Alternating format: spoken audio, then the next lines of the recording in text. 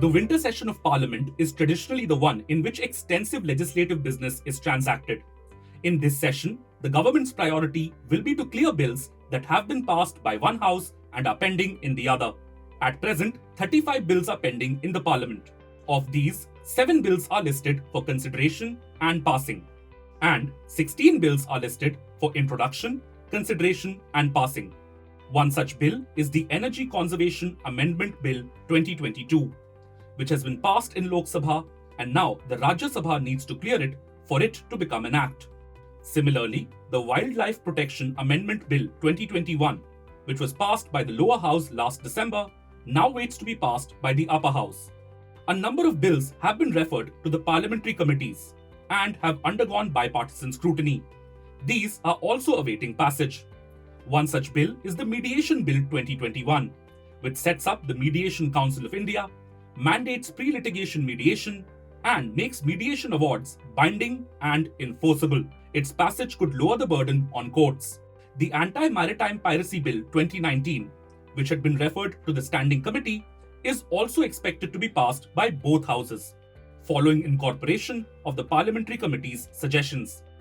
However, two eagerly awaited bills that will impact the life of the common man, the legislation on data protection and the Electricity Amendment Bill, are unlikely to be tabled in the winter session.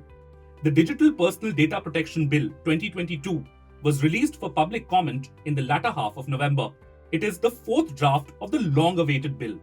The bill introduces the concept of fining data owners or data principals for some offences.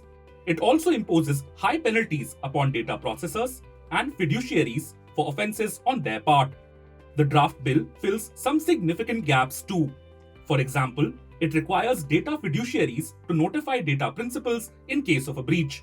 The public consultation on the data protection law is expected to end in the third week of December. Thus, the time left in the winter session might not be sufficient to discuss the new law. So, what does this mean for you?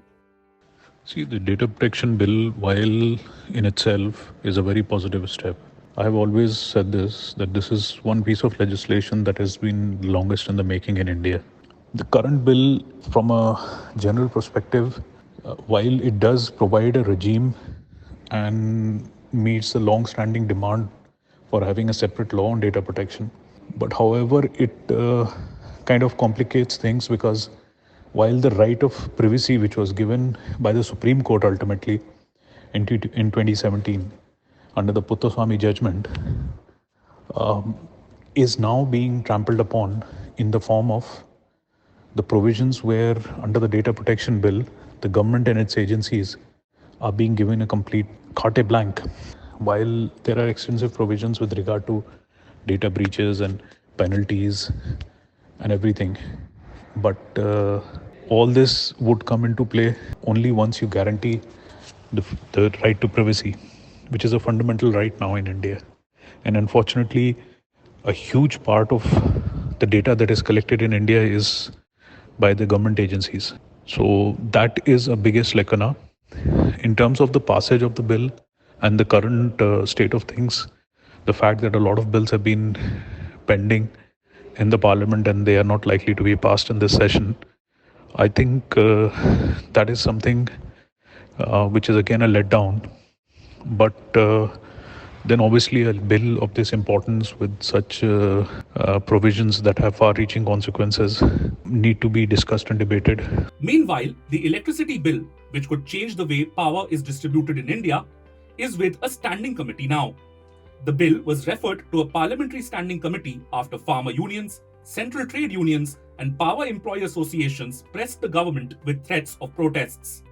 Under the Electricity Amendment Bill 2022, the government intends to expand the application of the principle of open access, which will allow consumers the right to choose their electricity provider, regardless of who controls the physical infrastructure in their locality or state. This would be similar to the way in which they can select their mobile and internet service providers. The bill will allow the use of power networks by anyone who applies to be a distribution licensee under provisions of non-discriminatory open access. The freedom to choose will be provided through multiple distribution licensees on the same network. In the past, only large consumers were able to choose their provider. The government has not listed any key economic bills for the winter session.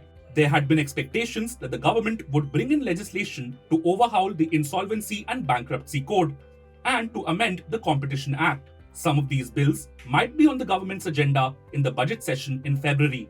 But the government is reportedly looking to buy more time on the bill related to bank privatization. In her Budget 2021 speech, Finance Minister Nirmala Sitharaman had announced that 2 public sector banks and 1 state-run general insurer would be privatized. She had added that bills would be introduced in Parliament for this purpose. So, how will the delay in passing the bank privatization bill impact investors? We've had a good run in the public sector banks as most of the cleaning up has been done. Balance sheets are looking healthier and credit growth is noticeable.